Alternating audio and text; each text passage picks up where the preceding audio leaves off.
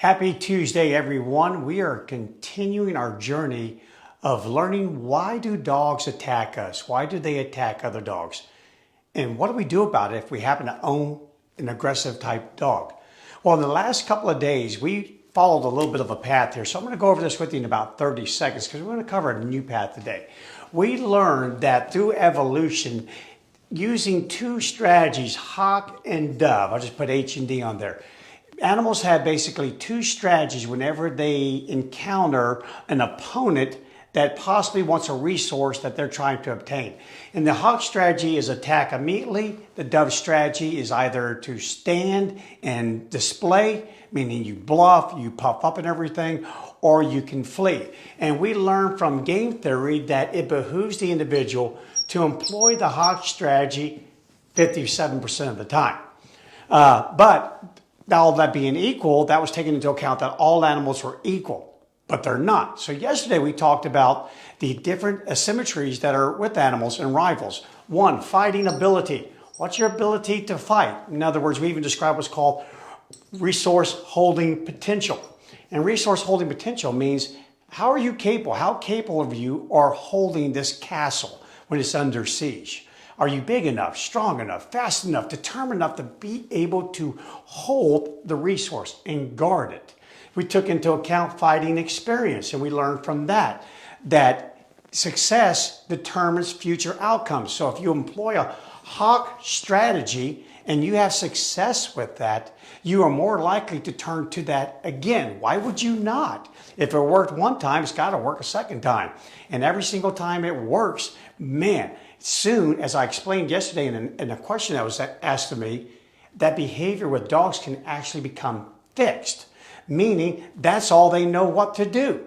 And that's what they will employ on anyone and everyone under certain conditions. We also learned about the value of the resource. The value, meaning the more you value a resource, the more you're willing to fight for and the longer you're willing to fight for it. So undermatched rivals can actually overcome greater rivals simply because they want it more. And then lastly, we talked about ownership. Ownership is 9/10 of the law. If I own it, time now starts to come out of the equation.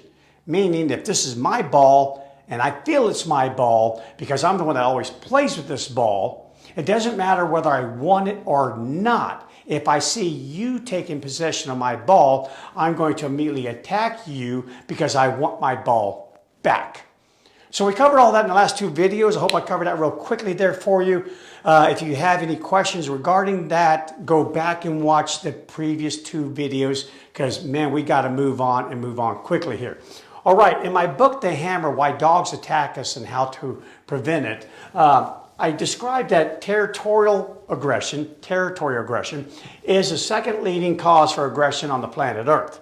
And it is. Just again, think about mankind.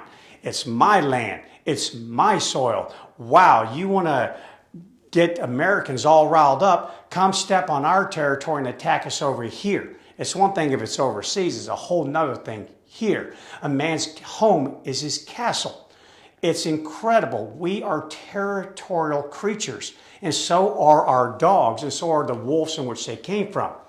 But like we explained a couple days ago, how did fighting evolve? Well, how did territories evolve? How did they evolve? So I'm going to take you through a real quick 1-minute shot of that so we don't spend a lot of time on it. Number one, there are territories. In biology, we kind of describe territories as a home range. We call it territories, and I described it that way in the book just to make it simple for everyone. And then within the territory, there's usually a core. Or I love Edward O. Wilson in his book on human nature. He described this area as the invincible center, because there is no area on the planet Earth more vigorously defended than our homes and a place where we protect our children. So then I'm telling you, within every territory with wolves and with your dog, there is a home range. That's where you spend most of your activities. And then number two, there's an area that has valuable resources, whether they be your children, offspring, my food, my water, my shelter, you name it. The same goes for out in the wild. The only thing that looks a little bit different is that you typically have a yard, and in the yard you have a house. and the house becomes the core area while the yard is the home range. All right, so what's the big deal about having this if you are a dog and you're well fed and the yard's kind of provided for you? Well, here's what's happening here. In evolution, they had plenty of land that we know of. There was plenty of land on the planet Earth when animals were first evolving. What there wasn't was plenty of resources. In other words, very quickly, the demand became greater than the supply, and it thrust animals into the evolutionary rule of mine. I'm going to compete with you over this very valuable resource. So when that happened, habitats started to change, and they became known as either rich habitats, having lots of resources, or poor habitats. So just to kind of explain that to you, imagine you and your friend, both of you take a bag of bread, just a loaf of bread, and you go visit a duck pond that's nearby. There's lots of ducks out there. You tell your friend to spread out away from you, go about 25, 30 feet away from you. And you instruct your friend, throw a piece of bread in the water every 5 seconds. Okay? So I'm going to kind of erase this up here and just draw it up here. So you instructed your friend to throw bread in the water every 5 seconds. You, on the other hand, will only throw bread in the water every 15 seconds. Now, here comes duck number one. Where do you think duck number one will go in his little, trying to grab that food? He's going to go to your friend. Your friend is throwing food in the water at a much faster rate than you are. So duck number one goes here. But then comes duck number two. Where will duck number two go? To you or your friend? Duck number two will more likely go to your friend. Even if I only get a piece of bread every 10 seconds, well, it's a lot better than what you're doing. So of course it goes there. This habitat is much richer over here. And then if duck number three comes along, well, it could go, it's only going to get a piece of bread every 15 seconds no matter where it is. No matter where it goes. So from this, rich and poor habitats were established. And of course, resources being limited, I would like to own the land that has the rich habitat, not the poor habitat. So that's how all of a sudden we believe that fighting over space evolved. And then there was a couple of things that happened with it. One, territoriality only occurs, we did learn, that if the benefit of holding the territory exceeds the cost of holding the territory. Cost benefit. I've gone over this a million times, and I'll go over it a million times more because it factors into everything.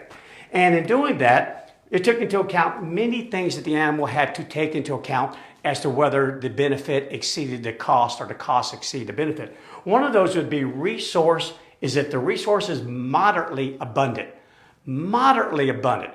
So think about that. If there's tons of resources, why fight? Why expend the energy defending this when there is plenty to go around? But also on the flip side, at the extreme opposite, if there's hardly anything here, I'm in the middle of a desert. Why defend it? Why? The cost will exceed the benefit. So it really has to be somewhere kind of in the middle there. A good amount of food, but not enough that I want to share. So that's one of the things that they take into account. Resource distribution. It is much easier to defend resources if they're clumped together instead of being spread out. So now I want you to think about that dog bowl. That resource is clumped right there. That toy is right here. My yard is small. In other words, the more we clump resources, the more I'm willing to defend it. So keep that in your head. Intruder pressure. The more competitors, the more the cost. A lot of times we'll see a decrease in aggression in city-dwelling dogs. Why? There's a bunch of dogs, and I have really no defined territory.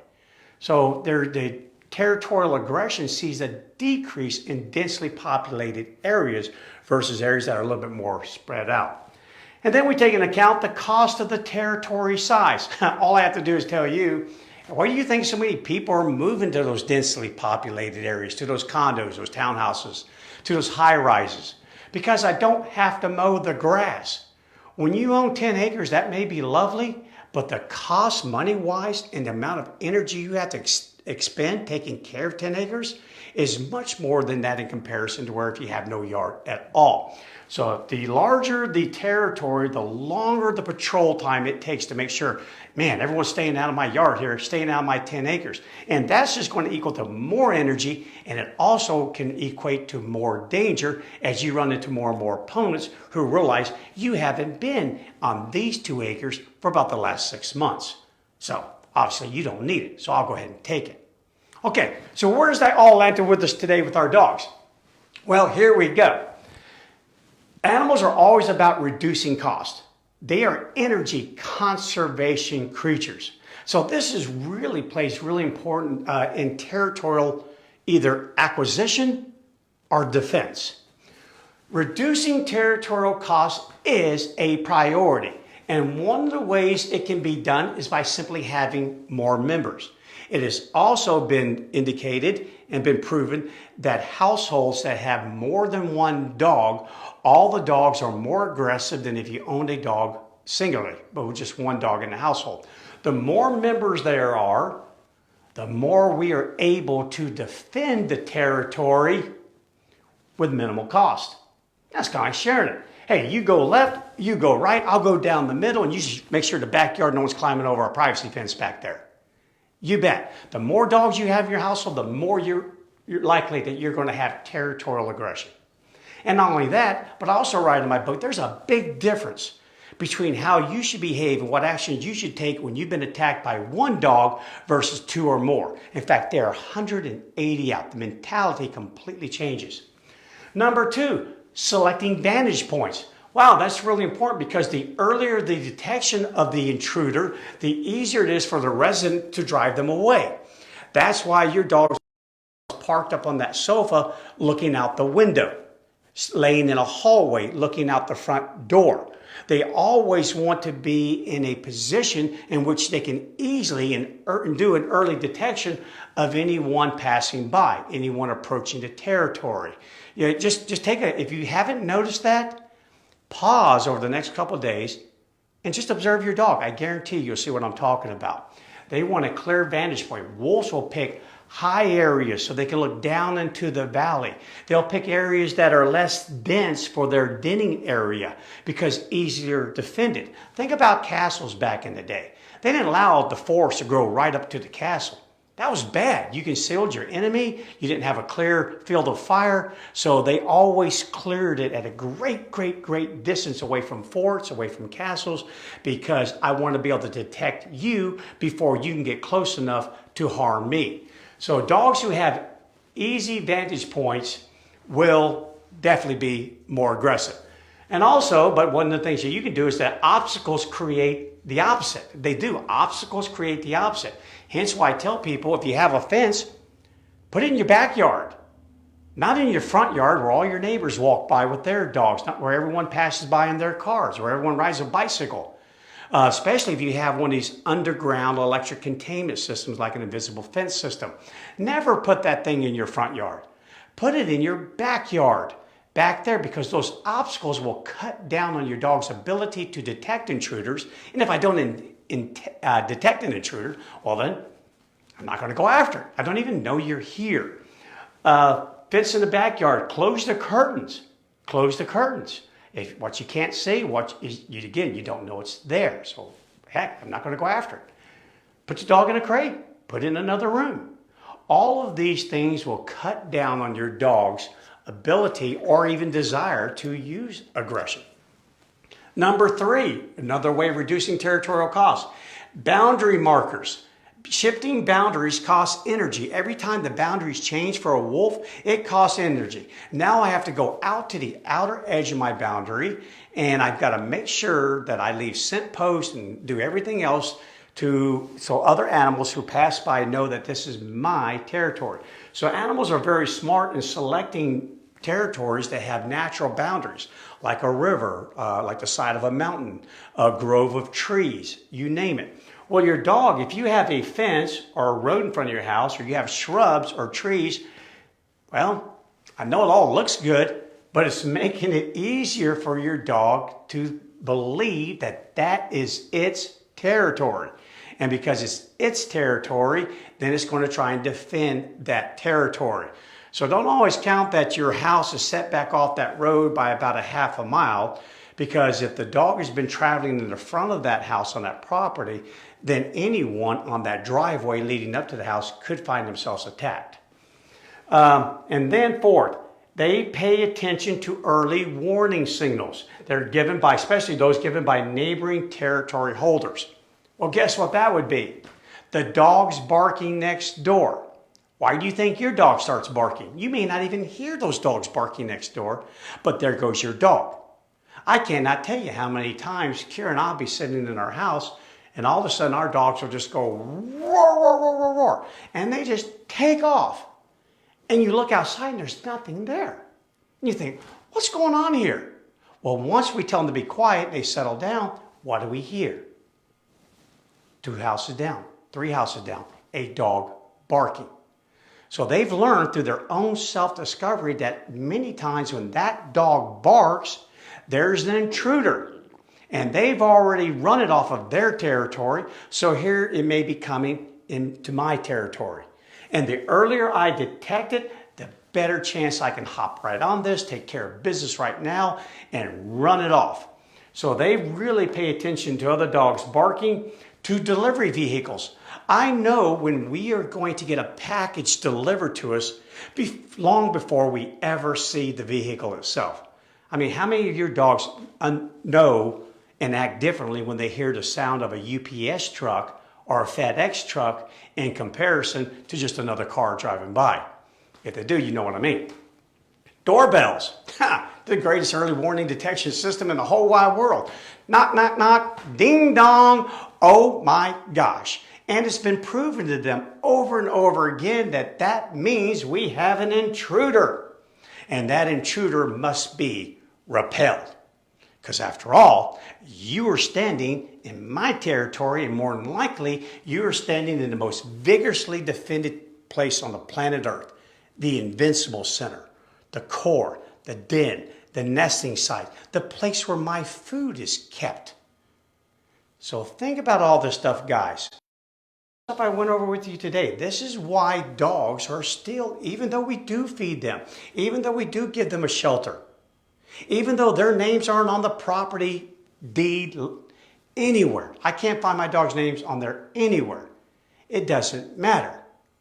And know this, dogs won't make entire neighborhoods their territory, and sometimes they will, but most dogs won't, because over here, as far as the cost goes, I talked about size.